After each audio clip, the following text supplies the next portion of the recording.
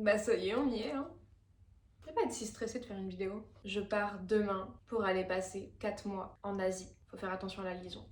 C'est un peu limite. Demain, je m'envole pour passer 4 mois en Asie. D'abord en Indonésie. Il va y avoir un petit passage obligatoire par Bali parce qu'ici on est tout sauf original. Je vais aller passer un mois là-bas. Destination après la Thaïlande. Pourquoi s'embêter? Bah c'est un peu bizarre. J'ai eu l'habitude de partir à l'étranger mais j'avais toujours un chez moi qui m'attendait quelque part avec mes meubles, mes affaires. Là, il n'y a plus rien. Vote Go et SDF. Là, je pars avec mon petit sac à dos à l'autre bout du monde. Je sentais que c'était le moment et que si je le faisais pas maintenant, bah, je pense que je le ferais jamais. Je suis hyper excitée, un peu stressée. Ces derniers jours, enfin, ce dernier mois, ça a été beaucoup d'organisation. Mon appartement, il a fallu le rendre. Il a fallu que je trie tout mon appartement. Je suis une meuf qui entasse. Tous mes appartements, depuis que j'ai 18 ans, sont de plus en plus grands. Donc à chaque fois, j'avais pas besoin de faire de tri.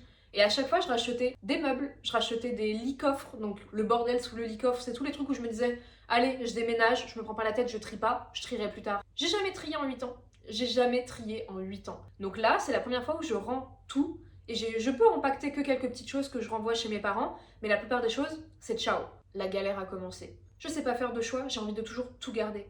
Et j'ai retrouvé des trucs que je me suis pas servi depuis 4, 5, 6 ans. De mon premier appart, mon premier studio.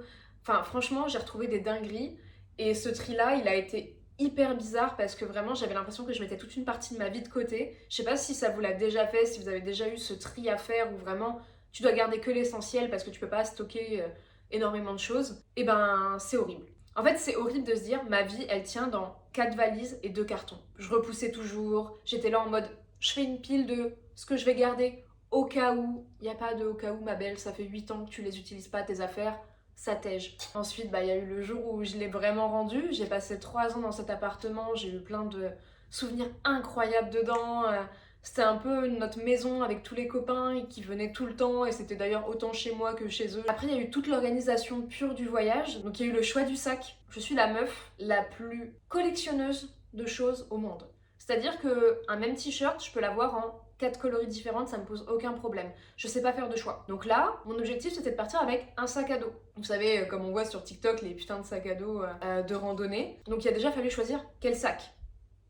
J'ai été à Decathlon pour choisir ce sac. Il y avait plein de choix, franchement, il y avait plein de coloris différents, plein de formats différents. Au début, je voulais vraiment le format vraiment comme on voit toutes les nanas et tous les mecs qui partent en road trip, un format vraiment sac de trek. Et j'en ai essayé un d'ailleurs et je me suis pas du tout sentie à l'aise. Déjà au niveau de ma tête, vu que je suis petite, je fais 1m60.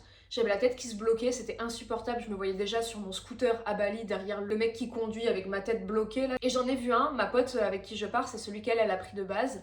C'en est un où en fait quand tu l'ouvres, ça fait genre une valise. Et ça c'est génial pour quelqu'un de bordélique comme moi, au moins t'as différentes poches, tu sais où sont les choses et t'as pas besoin de genre de fouiller depuis le haut de ton sac pour trouver ta paire de chaussettes que t'as envie de mettre pour partir en randonnée. On dirait pas mais il est hyper spacieux, il y a des poches de partout, donc franchement ceux qui partent en road trip, je vous le recommande. Avant de partir à Bali, j'avais des petits essentiels à faire, on me connaît, je suis aventurière, tout ce que tu veux, mais je reste moi quand même. J'ai passé l'hiver dernier dans les Caraïbes et je m'étais fait un lissage avant de partir. Ça peut paraître tout con, je vous jure que ça change la donne. Le climat tropical sur les cheveux, c'est une dinguerie. Genre, t'as les cheveux qui gonflent, j'arrive jamais à te coiffer. Et là-bas, ça m'avait tellement sauvée que là, je me suis dit, je ne pars pas à Bali sans me le refaire. Après, il y a eu les petites étapes, aller faire les ongles. Parce que, voilà, je voulais des ongles un peu sympas pour partir à Bali. Votre go reste votre go, j'ai quand même fait une French. Faut doser un peu, j'ai fait un peu de couleur, mais tranquille. Et après, il y a eu tout ce qui était rendez-vous médical pour avoir tous les médocs. D'ailleurs, il y a une liste de médicaments qu'il faut pour partir, c'est une dinguerie. J'ai jamais eu autant de smecta de ma vie. On croise les doigts pour que je l'utilise pas. À mon avis, le smecta va être utile. Et ce dernier mois, j'ai vraiment réalisé que ça y est. Genre, j'ai pris mes billets d'avion. C'était maintenant que j'allais partir. J'avais enfin une date de départ et du coup, c'était beaucoup plus réel parce que j'en ai toujours parlé de ouais, j'ai envie de partir, j'ai envie de ceci, j'ai envie de cela, mais tant que c'est pas réel, c'est pas concret, je me rendais pas spécialement compte. Et le jour où j'ai pris mes billets d'avion, je me suis dit, ok, là, tu pars dans un mois. Donc là, t'as un mois pour profiter à fond de tout, de l'endroit incroyable où tu vis, parce que la Côte d'Azur, ça reste vraiment dingue, les paysages, t'as tellement d'activités, la bouffe. Parlons-en, la bouffe.